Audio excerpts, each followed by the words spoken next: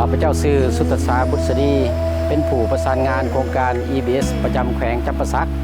สำหรับเวียกงานแขวงจำปาสักของเฮาในระยะเวลาที่ยังเหลือนี้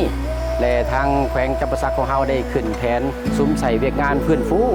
ในเวียกงานฟื้นฟูนี่ก็มีกิจกรรมย่อยที่พวกเฮาจะเห็นผสมผสานกัน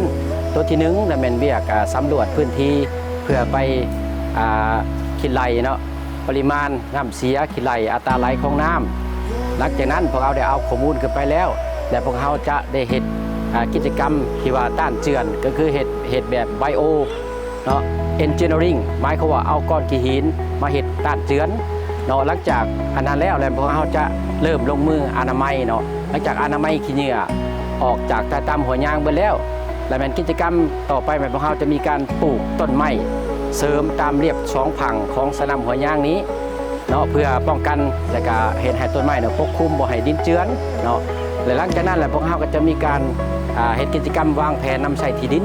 เพื่อว่าบ่ให้พ่อแม่ประชาชนของพวกเราหันนำใส่ที่ดินสะสายเพราะว่าต้องมีการวางแผนเพื่อบ่ให้บุกรุกเขตกันชน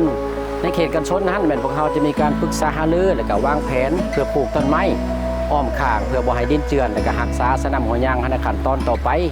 หลังจากสำเร็จต้นนั้นแล้วพวกเราจะมีการติดตามกวดกาประเมินผลโดยร่วมกับอำนาจการปกครองท้องถิ่น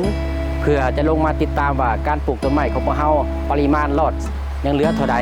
ยังบ่พอเท่าไรแล้วพวกเราจะมีการโฆษณาแล้วก็ฝึกอบรมแล้วก็นำพาแล้วก็ปลูกต้นไม้ต่อเพื่อรักษาระบบนิเวศอยู่ตามสนามหัวยางของพวกเราภายหลัง4กิจกรรมดังกล่าวเนาะในผสมผสานกันแล้วก่อให้เกิดผลประโยชน์เนาะเป็นต้นแมน